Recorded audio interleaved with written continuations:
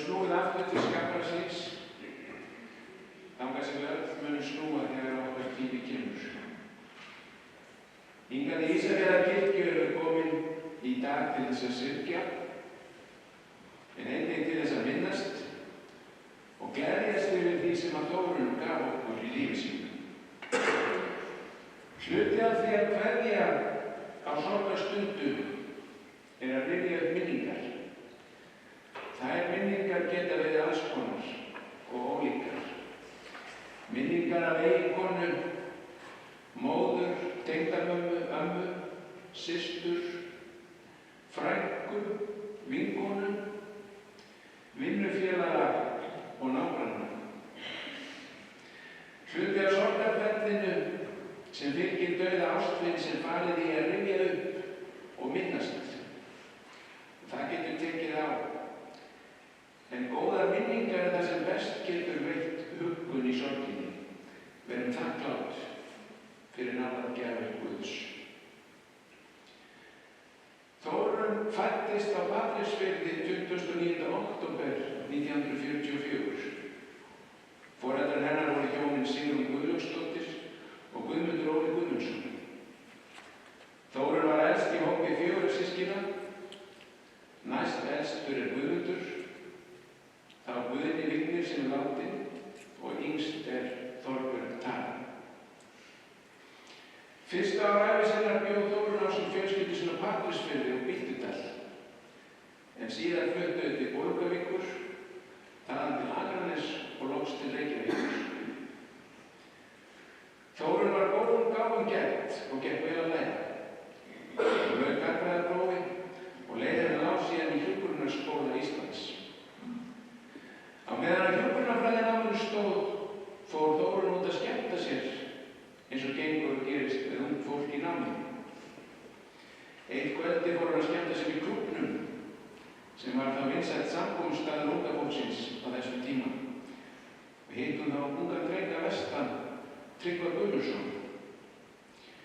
Og ég vitna beint á Tryggva þeirra fyrstu kynni. Veturinn 1968–69 kynntist ég Þórunni konu minni. Ég hitti henni í klúbbnum og fékk að keyra henni heim í hjúkrunarskólann á loknum dansleik. Hún spurði mig hvað ég væri og ég sagði henni að ég væri frá Ísafirði. Hún sagðist ég að frænda á Ísafirði sem héti Sigmundur og væri Guðnason. Já, sagði ég, hann er afi minn. Þá kom ég ljós að við vorum þremenningar án þess að hafa þekkst nokkuð. Nokkrum vikum síðar hittust við aftur í klúbbnum og var þá ljóst að við vorum töluvert hrifin hvort af öðru.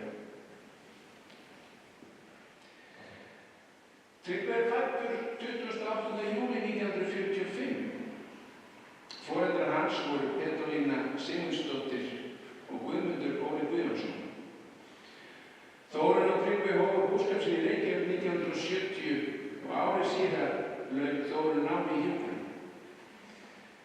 Tryggvi og Þórunn eignuðust 3 börn, en fyrir átti Þórunn dótturina Hörpu Hildiberg Böðvarsdóttur, sem er fædd árið 1963. Hún er gift Ólafi M. Halldórssyni og eiga þau 4 börn, Vigni Þór, Guðnýju Eygló, Ágúst Elí og Böðvar Inga. Barnabörn Hörpu eru 3, Magnús Þór, Mikael Óli og Linda Marí. Elst barna Þórunnar og Tryggva er Lína Björg, fædd 1971. Sambýlismaður hennar er Vignir Már Sigurðsson. Lína á eina dóttur, Þórunni Hafdísi Stefánsdóttur. Næstur í röðinni er Guðmundur Óli, fæddur 1975. Hann er giftur Magneu Garðarsdóttur. Þau eiga soninn Garðar, en fyrir á Guðmundur Óli synina Ívan Breka og Tryggva Ljó. Yngst er Sigrún Halla, fædd 1979. Þórunn var umhyggjusöm og góð móðir og vinir barnanna nautðu þess líka og voru ætíð velkomnir á heimilið. Það var Þórunni til mikillar hamingju og gleði þegar barnabörnin litu dagsins ljós eitt af öðru og hún fylgdist með þeim öllum. Þórunn var góð og yndisleg amma og sá til þess að alltaf væri til nóg af kexi. Vinir barnanna voru líka alltaf velkomnir í kex og kakó. Þórunn var að eðlisfæri gjafmild og góð og gerði allt fyrir börnin sín og barnabörn. Þórunn og Tryggvi bjuggu í Reykjavík til ársins 1974 til þau fluttu til Svíþjóðar í 1 ár. Í Svíþjóð var Þórunn á Karolinska háskólasjúkrahúsinu í Uppsala. Haustið 1975 fluttuðu vestur til Ísafjarðar og bjuggu alla tíð síðan á Ísafirði. Hér á Ísafirði opnaði Tryggvi lögfræðistofu og Þórunn hóf störf á sjúkrahúsinu sem hjúkrunarfræðingur og vann síðar hjá heilsugæslunni á Ísafirði. Fyrsta heimilið þeirra Þórunnar og Tryggva á Ísafirði var í Fjarðarstræti 7. Síðan fluttuðu í Tangagötu 17 og árið 1980 byrjuðu þau að byggja sér hús í Móholti 7. Í Móholti fluttu þau í apríl árið 1982. Þórunn sinnti hjúkrunarfræðistörfum sínum af áhuga og samvisku sinni. Það kom snemma í ljós að starf hjúkrunarfræðingsins lá vel fyrir henni, enda hafði hún góða nærveru. Hún var vinnusöm og drífandi og hafði mikinn áhuga á lýðheilsumálum. Hún átti meðal annars stóran þátt í að móta heilsugæslu barna á Ísafirði sem og heimahjúkrun fyrir eldri borgara. Hún sinnti einnig starfi í skólahjúkrunarfræðings í grunnskólanum á Ísafirði. Þórunn hafði ekki bara áhuga á lýðheilsumálum hvað vinnuna varðaði, heldur í lífinu almennt. Og það er eiginlega óhætt að segja að hún hefði verið undan sinni samtíð hvað lýðheilsumál varðar. Hún myndi til dæmis ekki leyfa reykingar innandyra á heimili sínu. Og þótti sumum vinkonum hennar einkennilegt að þurfa að fara út að reykja. Henni var einnig umhugað tannheilsu og gaf börnum sínum frúr löngu áður en slíkt var orðið mjög útbreitt. Þórunni var einnig umhugað að fólk notaði bílbelti áður en slíkt var leitt í lög. Í fjölskylduferðar á 1987 til Danmerkur og Svíþjóðar ætlaði fjölskyldan að taka bílaleigubíl, en bíllinn sem þeim var ætlaður var ekki með öryggisbeltum í aftursætinu. Þórunn neitaði þá alfarið að þau myndu taka þennan bíl og úr varð að þau fengu í staðinn bíl með ásættanlegum öryggisbúnaði. Þegar Þórunn lét af störfum sem hjúkrunarfræðingur tók hún að sér kennslu á sjúkraliðabraut Menntaskólans á Ísafirði nokkrar annir. En kennsla var starf sem henni þótti sérstaklega skemmtilegt. Hún var einnig tíma í íslenskunámi í Háskóla Íslands þar sem hún hafði brennandi áhuga á íslenskum fræðum og bókmenntum. Þórunn var mikil bókamannskja. Hún naut þess að lesa skáldsögur og alls konar bækur. Hún hafði þó sérstaklega áhuga á ljóðum og safnaði ljóðabókum.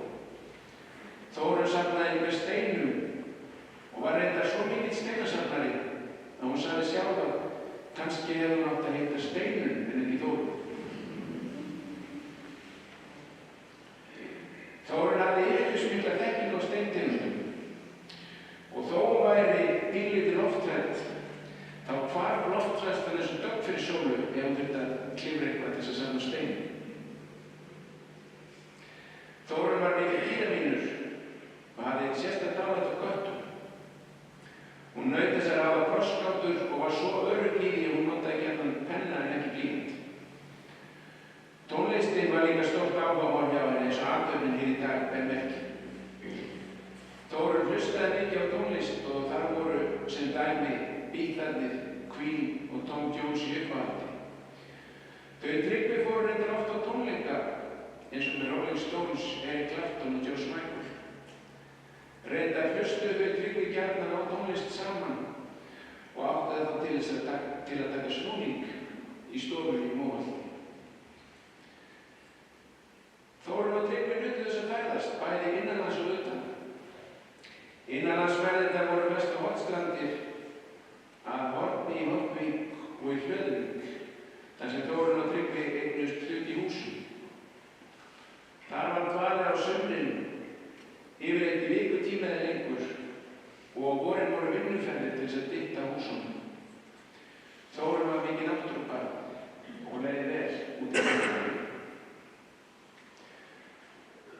Þórunn hafði alla tíð því meðan heilsan leyfði yndri af útivist og hreyfingu og allt frá barnæsku hafði hún yndað því að synda. Hún sóttist eftir því að komast í sundlaugar og syndi jafnvel í sjónum á sínum yngri árum. Skíðaiðkun var mikið fjölskyldu áhugamál hjá þeim Þórunni og Tryggva og auk þess að fara mikið í skíðabrekkurnar á Ísafirði þá fóru þau í fjölmargar skíðaferðir erlendis, til Sviss, Austurríkis, Ítalíu og Colorado. Golf var sömuleiðis áhugamál þeirra beggja og fóru þau í fjölmargar golfferðir. Þórunn og Tryggvi ferðuðust líka víða til að kynnast heiminum og árið 2010 fóru þau alla leið til Kína og árið 2014 fóru þau í ferð með fjölskyldunni til Ítalíu. Síðasta ferð fjölskyldunar saman var til Tenerife árið 2019. Árið 2016 greindist Þórunn Alzheimer. Að greinast með alvarlegan líklegan sjúkdóm eins og Alzheimer mikið áfall fyrir Þórunn og fjölskylduna. Þegar sjúkdómurinn afgerðist var Þórunn tíma í dagvistun og Hlíf og fékk einnig heimahjúkrun. Síðustu æviárin dvaldi hún á hjúkrunarheimilinu Eyri á Ísafirði þar sem hún lést í faðmi fjölskyldunar þann 27. ágúst síðastliðinn. Blessuð sé minning hennar. Þórunn er horfin á braut og hún hvílir nú í hendi Guðs. Við sem eftir lifum hverjum góða konu sem hlúðar fjölskyldu sinni og vinnum að arð. Minningar góða, duglega og hjálpsama konu munu þín lifa í hjörtunum þar til endurfundunum kemur í Guðs ríki. Þegar athöfninni lýkur hér í kirkjunni verður Þórunn lögð til hinstu hvílu réttarhaldskirkjugar. Aðstandendur þakka öllum samúð og vinarhug og bjóða okkur öllum að þiggja veitingar í Oddfellórsölum að athöfnarblótinni.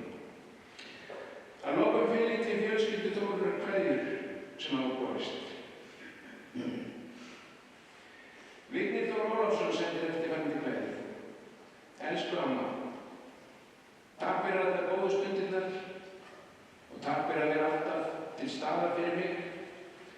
Ég elska þig og sakna þín og sendir afa og aðstandendum samúðarkveðjur með þakklæti.